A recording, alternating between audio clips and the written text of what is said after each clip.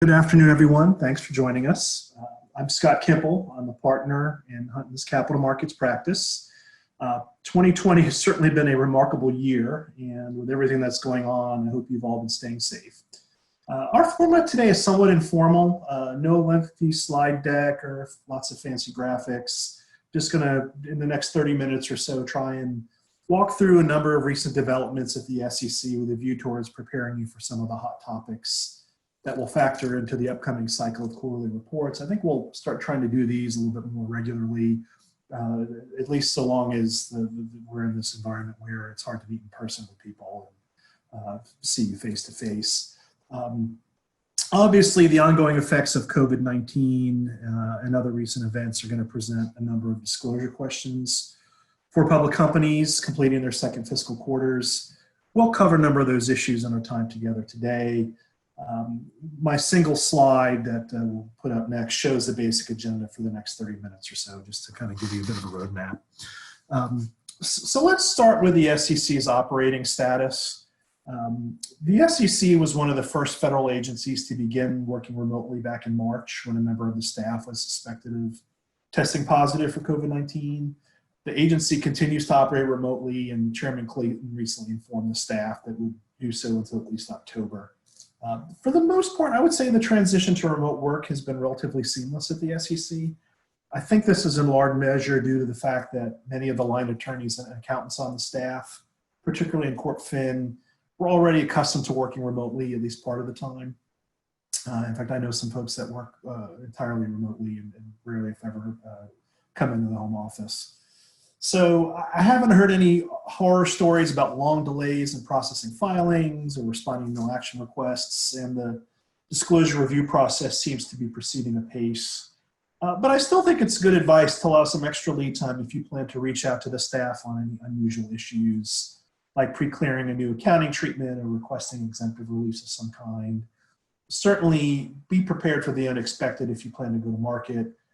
In particular, if you're doing a registered offering, we're going to require the staff to accelerate effectiveness. As much as I wish we didn't have to, I think the topic we'll spend the most time on today is COVID-19 and COVID-19 disclosure.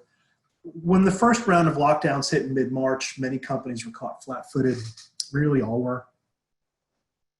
And at that point, there were just a few weeks left to the quarter, so COVID disclosure in that first round of 10Qs this spring was often terse. No one really knew what the impacts were going to be, if they'd be temporary, if they'd be further reaching. After 10Qs, we then saw a period of heavy 8K filing in the late spring, as many companies sought to provide more precise operational updates, to update risk factors, to disclose closures and furloughs, to alert the market to financings.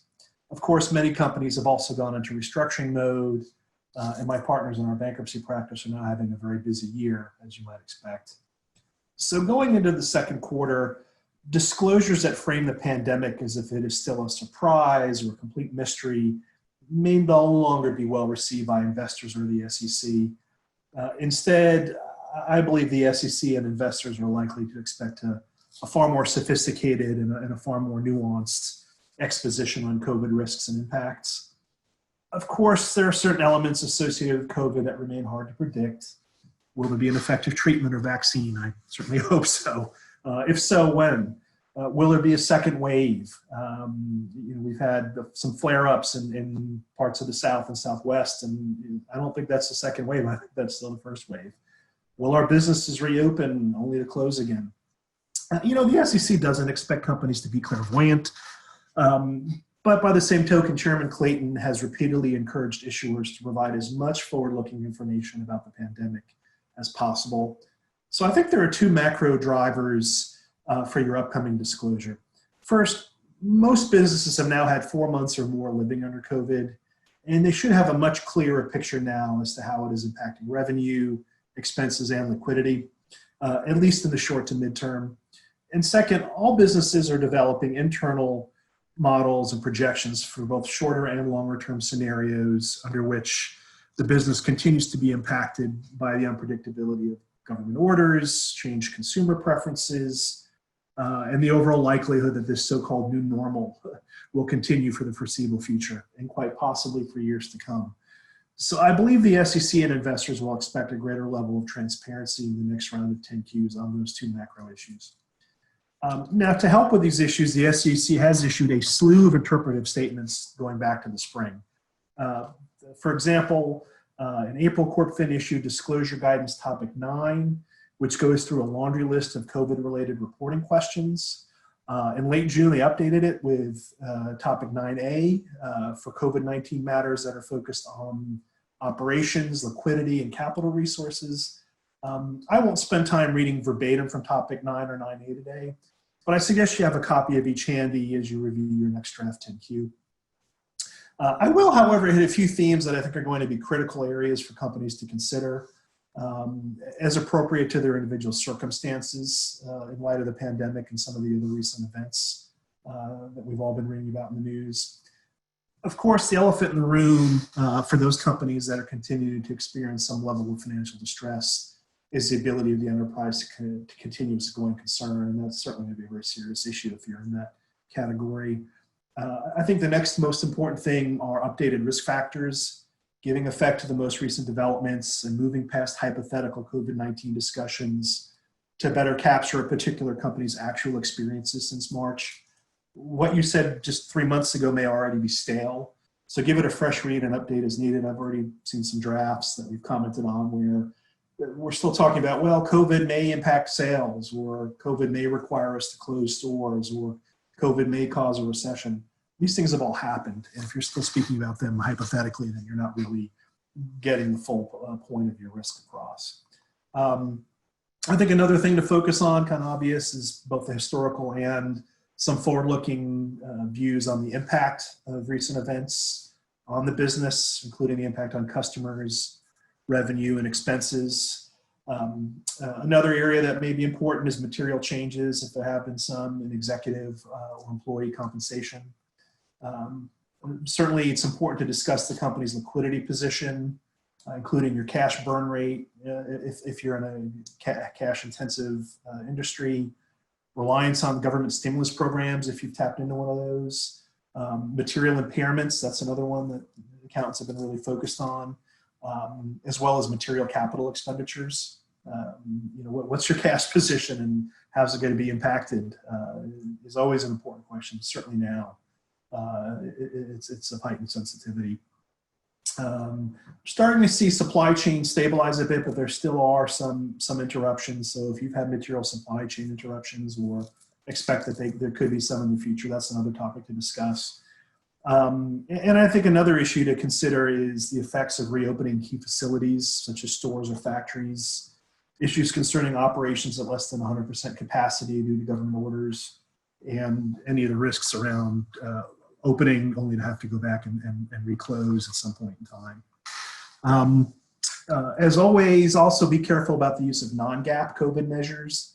There are some companies using an EBITDA measure, where the C stands for COVID, but so far that doesn't seem to have been embraced on a widespread basis. Enforcing the use of non-GAAP measures remains an SEC priority. So be very careful what you do, and especially if you're coming up with some special COVID non-GAAP measures, be mindful of the CDIs the staff issued back in May of 2016, because they still look to those quite regularly and still provide comments for companies that go off script. In terms of other SEC COVID relief, the SEC staff also extended indefinitely the limited relief from the spring regarding the requirement to obtain wet signatures on SEC filings. I still find companies that are surprised. I mean, we've been using EDGAR now for 25, almost 30 years, but you are still required on everything you file to get a manual signature and retain it. And there have been some instances where the SEC has brought enforcement cases against companies that haven't done that. Of course, if everybody's working remotely, that's hard to do, so the relief allows companies to come up with certain internal procedures, but it doesn't, so that you don't have to obtain the wet signature immediately. You have to get it and it just sits in someone's home office until everyone can rejoin in person at some future date. But it's not self-affecting. You have to do some additional procedures internally to make it work. And so if it's something your company intends to use, you should spend some time familiarizing yourself with the requirements. That document and most of the SEC's COVID interpretations and relief are collected in one place on a special COVID landing page at sec.gov. But for some strange reason, a few things are left out. In particular, most of the speeches that Chairman Clayton, or public statements that he's given, for some reason aren't collected there. So you may have to hunt and peck a little bit on the SEC website to find all these things. Let's move on to internal controls. It hasn't just been Chairman Clayton that's been speechifying recently, but the SEC's chief accountant has also released a number of statements on COVID, and they emphasize the continued need for high quality financial reporting, particularly during the times of stress like the ones we're living through now. And one of the things that he's warned about are inadequate internal controls. This is usually not a topic we spend a lot of time discussing, but I think given the situation that many companies are still toiling under, it's important, right? So the pandemic poses a number of unique challenges to companies as you're closing the books and preparing your next Q, particularly with respect to design and testing of both internal controls over financial reporting, as well as disclosure controls and procedures. You have to determine whether those existing controls are sufficient to prepare financial statements and disclosure documents at the reasonable assurance level in light of everything that's likely changed in the last several months. We have the recent experience, the 2008 financial crisis demonstrated how difficult these issues can be to navigate during a period of economic uncertainty. In addition to the reemergence of those kinds of stresses, many public companies now have to sort them out while their audit firms and key participants in the financial reporting process are working physically apart from one another. You don't have the benefit of walking across the hall to ask questions or do some of the physical control activity that you do in person. Additionally, businesses accepting federal stimulus funds are going to be required to operationalize a variety of limitations on executive comp, workforce relations, share repurchases, dividends, among other things. Those become part of your control environment. Any ongoing disruptions to a company's operations, processes, and workforce should also be weighed when evaluating the operating effectiveness of legacy controls. In particular, companies should assess whether any potential deficiencies in review type internal controls are still sound, and whether the individuals who are tasked with doing them still can in light of continuing shelter-in-place orders and other company-specific remote work protocols.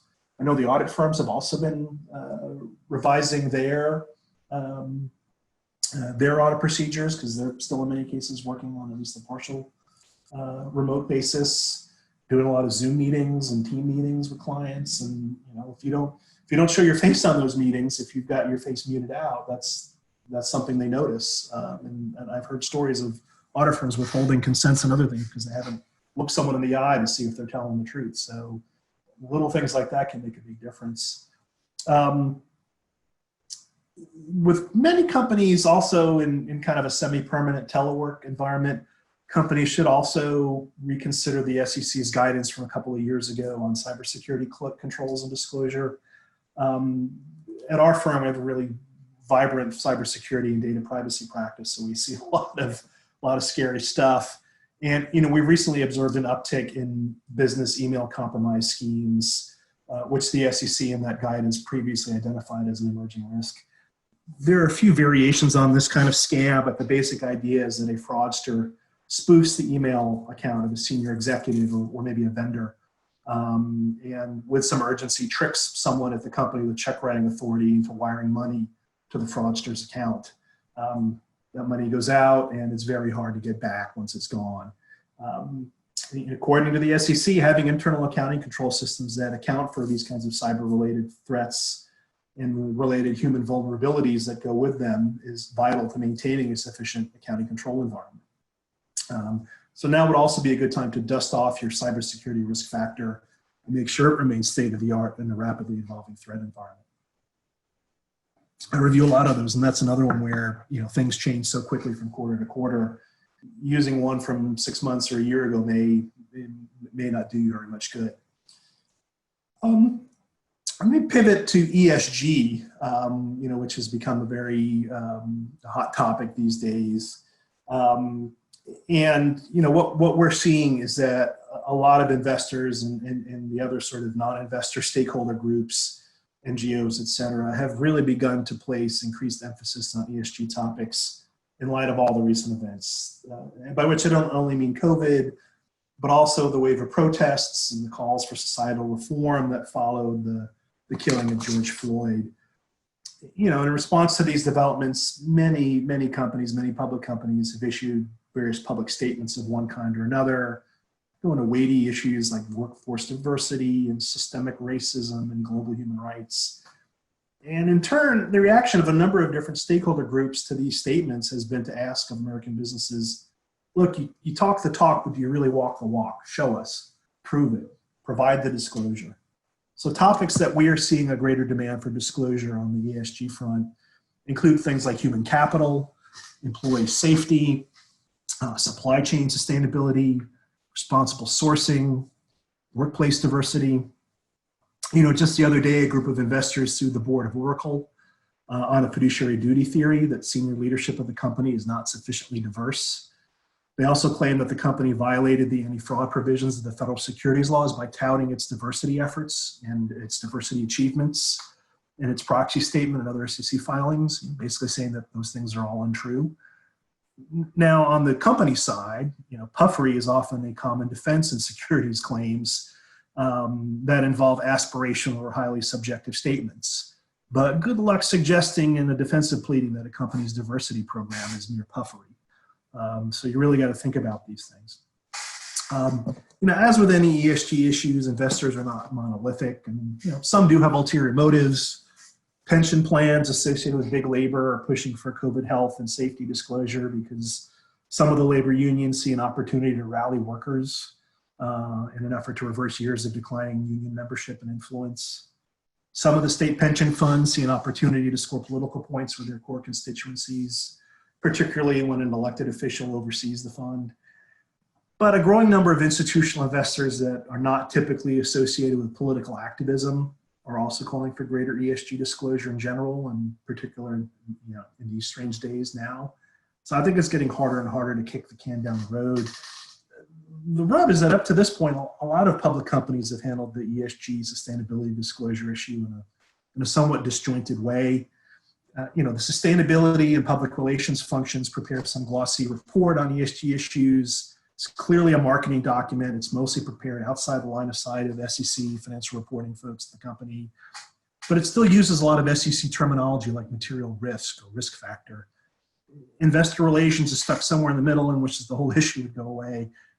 I'm not necessarily advocating for the mythical one report that combines ESG and SEC reporting into a single document that gets filed with the SEC. But I do think it's high time that companies more closely align these two silos. That's what investors are increasingly starting to demand. And this may be a good occasion to start operationalizing some of those efforts.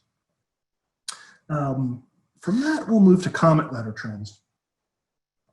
So I said earlier, the SEC, all the way up to Chairman Clayton, have been encouraging a lot of forward-looking disclosure on COVID. And he and other SEC senior officials have even released a statement that said, I'm quoting, the uncertainty in our current business environment, we would not expect to second guess good faith attempts to provide investors and other market participants appropriately framed forward-looking information. They're really begging you to do it and saying, look, if you do it in good faith, we're not going to second guess you and come after you in enforcement or otherwise. And I think that's mostly been true. On the comment letter front, I have a daily alert for COVID comment letters. And there just aren't that many. So far the agency does seem to be giving issuers a lot of room to maneuver. Despite the several-week lag that's common between the closure of an SEC review and the publication of any related comment letters, as I said, there just haven't been that many issued. Of those that have been issued, quite a few have originated in the SEC's Division of Investment Management and have been addressed to mutual funds of one kind or another. Those are of limited usefulness to operating companies. CorpFin, which is who we look to, has issued relatively few comment letters on COVID. I've only seen a small handful addressed to large cap issuers, and they're not particularly probing. They're more along the lines of teasing out internal inconsistencies of what a company has said in one place versus another. There have been a few letters from CorpFin that have gone to sovereign issuers. Again, not necessarily the best benchmark. And the rest have mainly gone to pink sheet companies, particularly those based in China. Those kinds of letters have generally been directed at the situation where the issuer has said either nothing at all about COVID, or what it has said in SEC filings appears to conflict with other public statements that management's made. So these are all kind of low-hanging fruit for the staff. There really hasn't been kind of a vigorous, probing, robust effort to kind of second guess COVID disclosure, at least so far. That may change over time.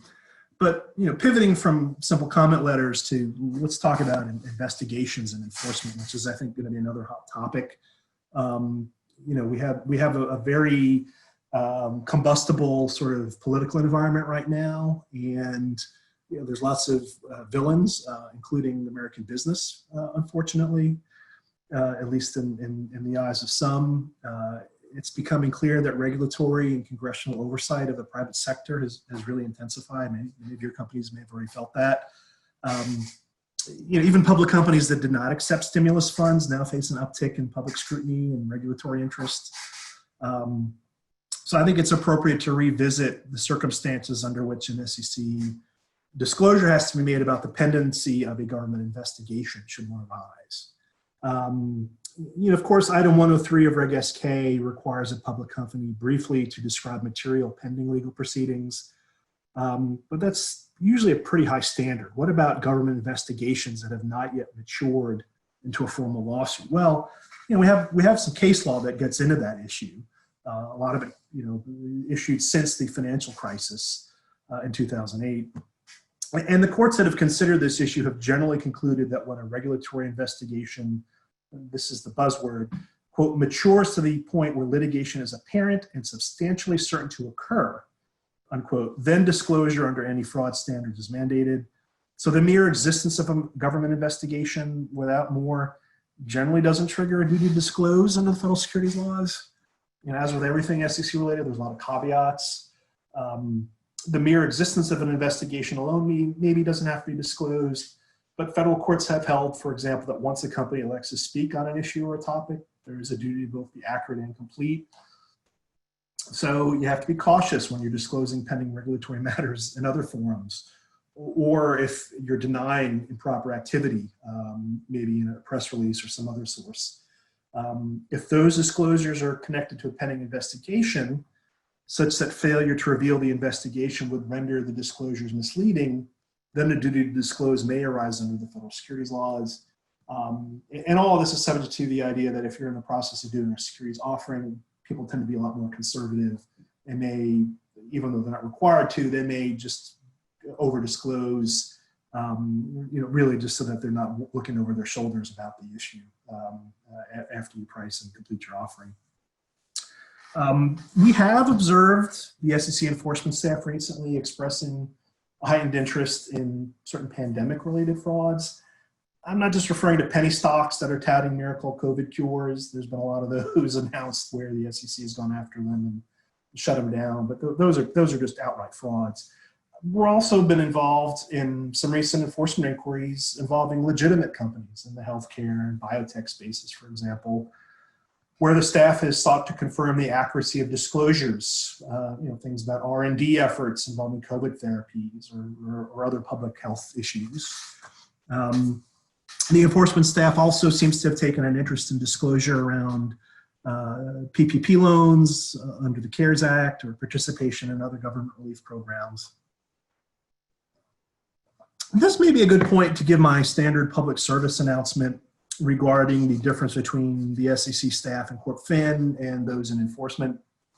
So the folks in CorpFin are the ones that most of us have our regular dealings with at the SEC. They declare 33 Act filings effective, and they provide comments on 34 Act disclosure.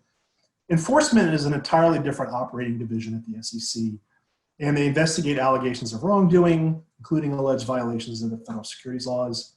CorpFin and enforcement often collaborate, but only enforcement has subpoena power, and only enforcement with commission approval can actually bring a lawsuit. And I think lawyers may understand those distinctions, but not everyone in management may. And enforcement knows that. And they sometimes play this kind of cat and mouse game, excuse me, they play this kind of cat and mouse game with management. And I've seen this time and again. So what they'll do is, enforcement doesn't need a subpoena to engage in fact-finding. They can just pick up the phone and call someone. And they have no compunction against contacting management directly. In fact, you know, most companies often list their CFO or their CEO or someone else like that in filings, and so the staff will say, okay, this is the CFO, let's call him. And they'll sometimes catch the CFO or, you know, some other non-lawyer unawares, you know, maybe because that person mistakes them for someone from Corp Fin, who, you know, usually is not viewed as a threat. And the next thing you know, the enforcement lawyer is interviewing the CFO over the phone or getting him to transmit documents via email. Really, the best way to handle this situation is to coach up management so that they know, and the procedure is anytime someone from the SEC emails or calls, involve in-house counsel immediately, no matter how trivial it may seem. And don't provide any information, defer any affirmative responses until a company lawyer is brought into the room. You know, CFO can be polite, say, oh gosh, you know, really want to get my in-house general counsel in the loop on this. Can we schedule a time to call you back? Or if you get an email, you know, send an email to that effect. It's often also wise to involve outside counsel, you know, who do this more than on a periodic basis. Even if the request for information seems trivial or otherwise harmless, you just never know where an enforcement investigation from the SEC may go. And there is definitely a playbook for responding to an investigative demand, even a very informal one. Having someone who's knowledgeable of that can be very important. We have a few minutes left. I do want to be respectful of your time. So let's close with kind of recent SEC rulemaking and where that may go in the next few weeks and months. COVID certainly weighs heavily on the SEC right now, but Chairman Clayton is trying to keep momentum going in other areas. The SEC recently finalized new rules on financial reporting for acquired or disposed businesses. Those amendments are not technically effective until January, but the SEC is permitting voluntary compliance in advance of the effective dates. Some of the SEC's rules on inline XBRL, which went into effect last year for large accelerated filers, just went into effect for accelerated filers. Non-accelerated filers have until June of 21 before they have to comply. Companies that are new to using inline XBRL should talk to their filing agents to get up to speed on what they need to do from a technical filing perspective. For those companies that make their own filings, you may need a software upgrade, or you may have to train someone to code the necessary data fields. It's not something you want to be doing on the eve of a 10Q deadline. So start that now. Yesterday, most of you saw the SEC adopted a series of rules regarding proxy advisors and the proxy solicitation process, something the business community had long been lobbying for. We're still processing through them, but my sense is that in practice, these new rules won't really have as much bite as perhaps the issuer community would have liked. Looking forward, Chairman Clayton has an ambitious agenda that he still wants to get done, including a number of things in the public company issuer space, further amendments to Reg SK, for extractive companies, finalizing the rules that have, I think they're on round 3 now. Banks, bank holding companies, new rules on replacing Guide 3 reporting standards. Universal proxies out there, gosh, we'll see where that goes. Credit investor exempt offerings, whistleblower reform, auditor independence. Yesterday, we saw final rules on some of the proxy solicitation process. The companion to that are a number of proposed rules on Rule 14A8 for shareholder proposals.